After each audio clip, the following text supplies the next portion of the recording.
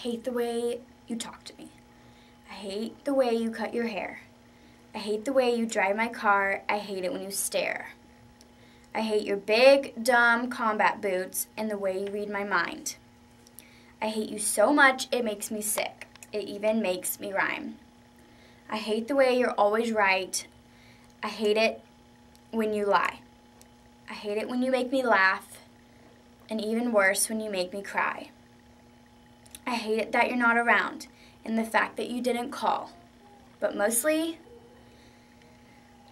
I hate the way I don't hate you. Not even close, not even a little bit, not even at all. But it wasn't a dream. It was a place. And you were there. But you couldn't have been, could you? No, and this was a real, truly live place. And I remember some of it wasn't very nice, but most of it was beautiful.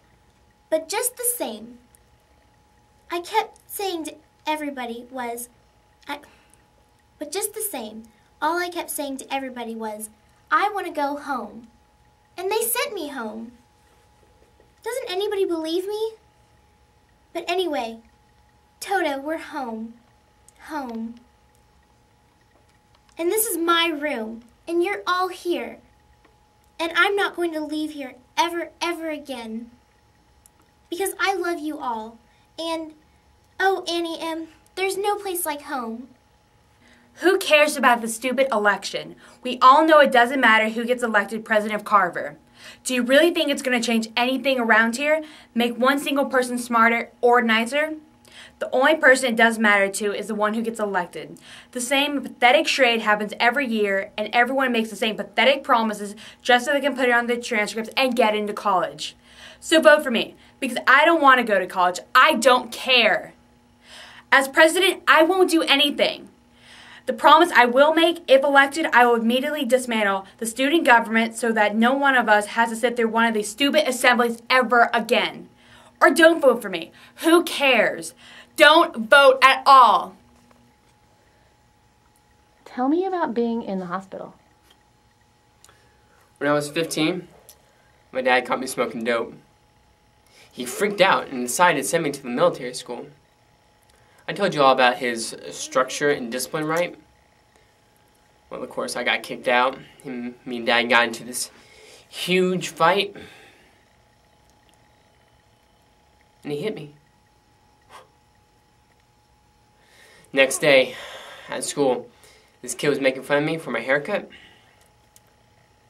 And I wanted to kill him. And I would have killed him. They hadn't pulled me off of him.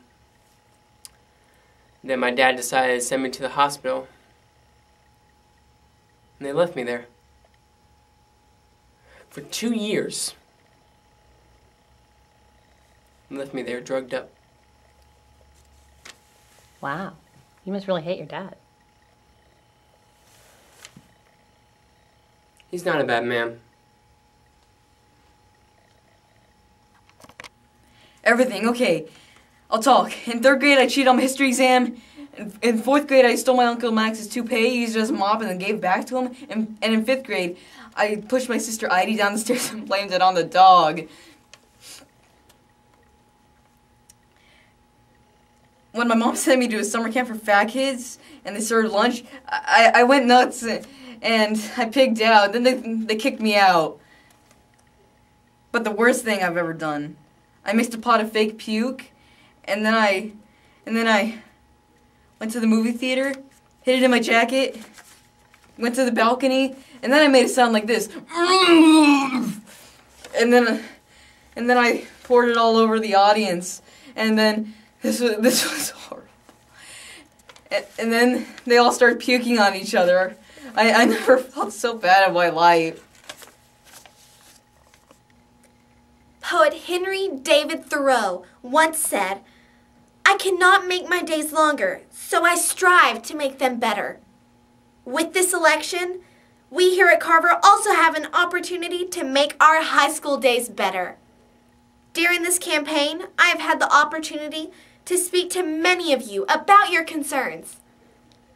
I spoke with the freshmen, Eliza Ramirez, who told me how alienated she feels in her own homeroom. I spoke with the sophomore, Reggie Banks, who said his mother works in the cafeteria and can't even afford to buy his spiral notebooks for classes. I can say that in my years of experience on the student council have taught me 3 most important attributes the president needs to possess: commitment, qualifications, and experience. When you cast your vote for Tracy Flick next week, you won't just be voting for me. You'll be voting for yourself and for every other student. Our days won't be any longer, but we can sure make them better. May I speak with William, please? He's not here. I think he's in the bar with the band. They just got back from the radio station. Is this Marianne with the pot? Hello? No, this isn't Marianne with the pot. This is Elaine, his mother. Could you please give him a message? Could you tell him to call home immediately? And could you also tell him I know what's going on? All right, but I'm just going to say this, and I'm going to stand by it. You should be really proud of him. Because I know guys, and I bet you do too. And he respects women, and he likes women. Let's just pause right there and appreciate a man like that. You created him out of thin air, and you raised him right. And we're all looking out for him. He's doing a great job. And don't worry, he's still a virgin. And that's more than I've ever said to my own parents. So, there you go. This is Maid speaking, by the way. Miss Myers, can I just ask you just one question? Why do I have to take PE every stinking year? Because really, I want to know. Every year. It's exactly the same. I'm forced to humiliate myself in front of the rest of the class. And it's not so bad for the kids who are athletes, but just the rest of us like me, it's not so easy. Yes, Miss Myers, I know. PE is just as important as the algebra and biology. And yes, I agree that you should get a grade based on your abilities and skills. But everyone has to take the same class. They don't have basic PE, or general science, or basic math. That would be a whole different subject completely. And why do we have to rotate activities all the time? We can't stick with one for a while. Why can't we stick with one for a while, thinking for it for a while? That way I could redeem myself by getting better at something. Of course you all know what a moose is, and that's a big game. The first day, I shot 2 bucks, and that was the biggest game we had. As I say, you all know what a moose is. A moose runs around on the floor, eats cheese, and is chased by cats. The elks, on the other hand, live up in the hills, and in the spring, they come down for their annual convention. It's very interesting to watch them come down to the water hole, and you should see them run when they find out that it's only a water hole. What they're looking for is an alcohol. One morning, I shot an elephant in my pajamas. How it got in my pajamas, I'll never know. But this is entirely irrelevant to what I was talking about. We took some pictures of the native girls, but they weren't developed. But we're going back in a couple of weeks. So, okay, right now, for example, the Haitians need to come to America. But some people are all, what about the strain on our resources? But it's like when I had this garden party for my father's birthday, right? I said RSVP because it's a sit-down dinner. But people came that did not RSVP. So I was totally bugging. I had to haul it to the kitchen, redistribute the food, squish in extra place settings. But by the end of the day, it was the more the merrier.